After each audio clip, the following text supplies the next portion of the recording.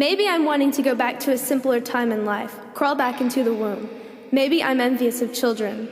All I know is that there's a point in every person's life, I think it hit me at 13 maybe, where you really lose your innocence. One day you're a child. You're living in this colorful world where everything is a wonderful mystery and the whole world revolves around you. One day you try to go just a little further than usual. You're testing your limits, and you realize that there is a leash on your collar, and you keep pulling and pulling, but all you do is choke yourself. Then you take a look around you. You finally see the big picture, or at least a part of it. You think about where you are in the scheme of things. You have this amazing revelation, but you hate it because it's not pretty and it's not fun. You begin to ask questions that really can't be answered, except this time they are questions that matter. Your every movement is fixed and monitored carefully. Your future is planned and any deviation is punishable. There is no time for fun and games, for you are preparing to join the rat race. Where's your place?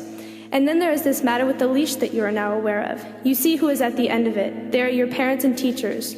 Totalitarianism disguised as guidance. So you keep pulling, trying to escape, trying to find a weak link, and you keep choking. Well, you either give up or you break your neck. A lucky few get away. Now there you are, trapped and dehumanized, but it gives you lots of time to think. Perhaps because the only thing you have are your thoughts. So you think and you plan and you dream about what you'll do when and if you're ever free. Finally, one day it is declared that you are free. However, by the time they're through with you, you are a helpless, shivering mess, completely drained, and your spirit is broken. You're afraid because you know nothing else. Freedom has always been this distant dream. Now you can go. But where?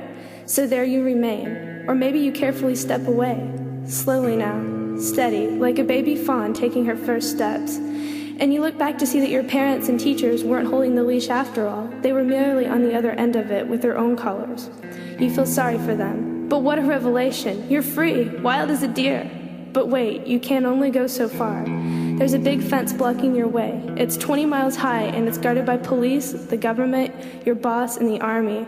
And you're still chained. It's just a little longer than before. You thought you were free? Ha! You look around, you see millions of others just like you, all connected with chains, and they're so tangled and intertwined that no one can tell who's holding the leash anymore. And the chains are too strong and the fence is too high for you alone. But the only way you can ever hope to break free is for everyone to pull together at the same time and tear down the fence.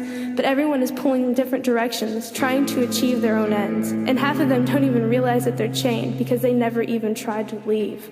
Maybe they're the lucky ones. At least they find bliss. But you know that there are greener pastures elsewhere, a place where there are no chains and no collars, and you roam freely. And it's just on the other side of that fence.